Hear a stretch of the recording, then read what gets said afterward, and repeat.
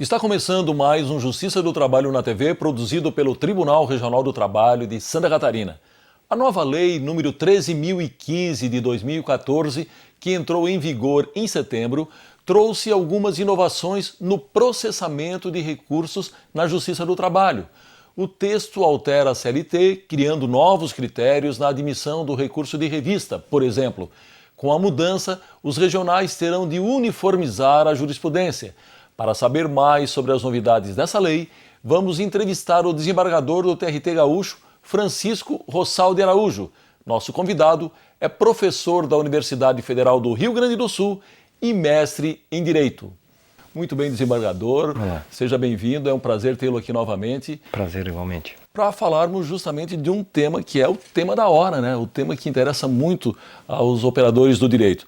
Então, desembargador, a nova lei 13.015, que nós mencionamos na abertura, ela modificou basicamente 5 pontos que disciplinam os recursos trabalhistas. Seriam o agravo do instrumento, embargos e embargos declaratórios, recurso de revista e também a repercussão geral. Eu gostaria que o senhor falasse resumidamente sobre o que mudou em relação a cada um deles.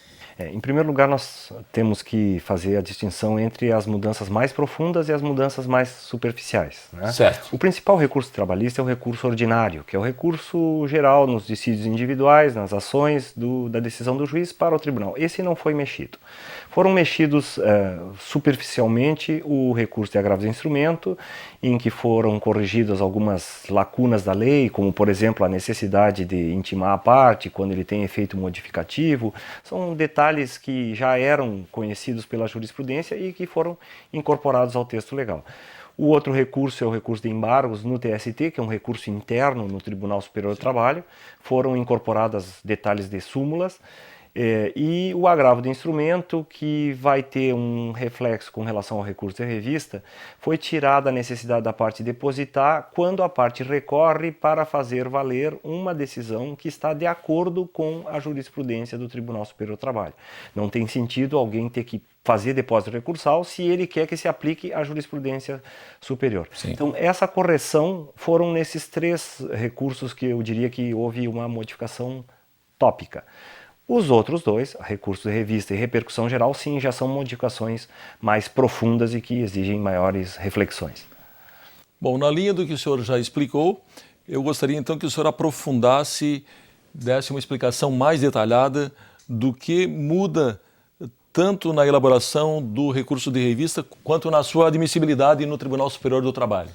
Para nós compreendermos a lei, nós precisamos saber a situação por que passam os recursos de revista. São milhares de processos que chegam ao Tribunal Superior do Trabalho e que isso dá uma defasagem de resposta, né, de vários anos. Então, e há um problema também da unificação de jurisprudência num país de dimensões continentais como o Brasil. Então, isso é o que está por trás. Que tipo de interpretação que nós queremos? Haverá uma interpretação mais regionalizada ou é necessário uma interpretação única para todo o país? Segundo, o TST, enquanto unificador de jurisprudência, está conseguindo dar a resposta para esses recursos, né? Chegam em cerca de 300 mil processos. Nós vamos bater na marca, o ano passado foram 293 mil recursos que chegaram ao TST, e isso faz com que a máquina judiciária acabe emperrando, demorando, dando tempo de defasagem, e o cidadão, o jurisdicionado, é que acaba sendo prejudicado.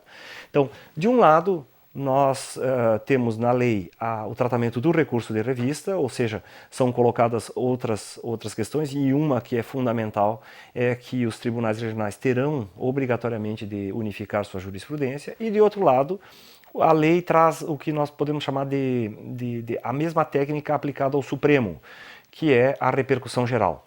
Ou seja, a discussão que está por trás é: julgamos casos ou julgamos teses? Certo. Na primeira instância e na segunda instância, se diz que os tribunais têm que julgar, o magistrado de primeira instância julga o caso. Ele olha a realidade, olha as provas que tem e decide no caso concreto. O tribunal confirma ou não esta decisão. Vai atuar, vamos dizer assim, nos limites do exagero ou da má interpretação e confirmar em regra, as decisões se a decisão for ponderada e equilibrada. Certo. No TST é diferente. O TST vai julgar a tese e não o caso em si. Primeiro ele está preocupado em saber se, por exemplo, como deve ser interpretada aquela norma. Vou dar um exemplo prático. O adicional de insalubridade, a sua base de cálculo. Há muitos juízes que entendem que deve ser o salário mínimo, outros juízes entendem que é o salário da categoria, outros que é o salário normativo, e essa dificuldade de decisões leva a uma certa insegurança. Sim. Né? Chega numa turma do tribunal, decide assim, outra decide assado. Outra turma interpretando, por exemplo, se as convenções coletivas podem ou não reduzir os intervalos. Né? Uns entendem que não, que é matéria de lei, outros entendem que pode, porque está dentro de um princípio de liberdade de disposição dos entes coletivos. Né? Os sindicatos poderiam negociar um intervalo mais reduzido, menor do que diz a lei, mas com compensação em, por exemplo, sair mais cedo na jornada. Sim. Tem juízes que entendem isso que é possível ou não. Então, essa é a função do recurso de revista, é unificar esses entendimentos. Não é necessariamente julgar a situação de fato, mas julgar uma situação que pode ser espalhada por milhares de pessoas. Então, julgando um caso, na verdade, julgando uma tese, isso se repercute em milhares de casos. Certo. E quanto ao sistema de repercussão geral, o senhor poderia detalhar um pouco mais? O repercussão geral é, vamos dizer assim, um outro degrau, ainda acima do recurso de revista. Ele tem sido utilizado desde 2006, a Lei 11.418 implementou no Supremo Tribunal Federal o caso de repercussão geral. Na verdade, é ainda mais julgamento de teses, mas com base na Constituição e não com base na legislação. A Constituição tem as grandes linhas do ordenamento jurídico. Por exemplo, há um processo de repercussão geral agora sobre a terceirização. O Supremo está pautado, o relator, se não me falha a memória, é o ministro Luz Fux, que vai decidir se a terceirização é lícita, não é lícita, se o TST poderia ou não fazer a súmula 331, regulamentar essa matéria, ou se isso tinha que ser objeto de disposição do legislador. Portanto, é uma matéria constitucional. Então, repercussão geral é ainda um grau mais adiante no sentido de estabelecer quais são as grandes linhas de interpretação do ordenamento jurídico.